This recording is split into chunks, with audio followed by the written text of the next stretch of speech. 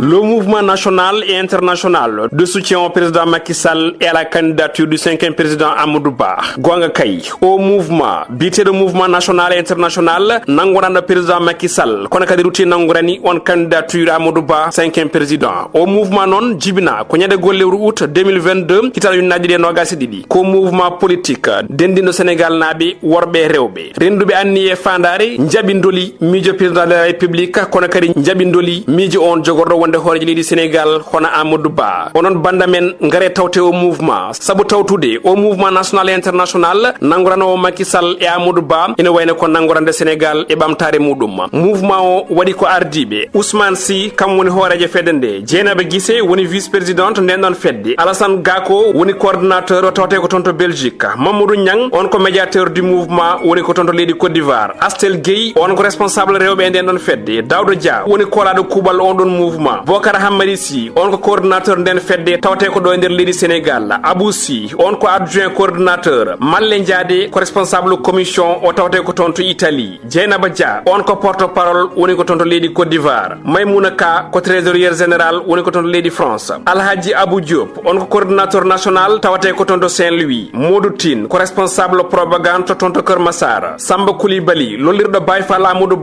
tawte ko tonto Paris Gaye Ali Diop ko porte-parole on ko do nder leydi Sénégal woni bedo kala ina jogi miiji e tuuya ngam yettinde odo mission mbobe ngone do mudum mission woni nangorande mawlendi Macky Sall nangorando Amadou ngam wona 5e président de la république kala e mon jiddo hen ko laabi walla yidi ko jokkade nden fedde yo noddo e numéro ji 00221 77 648 56 78 walla mbada 00221 77 178 25 53 ñibirde au mouvement national et international de soutien au président de la république tawate ko to Pikine do e Dakar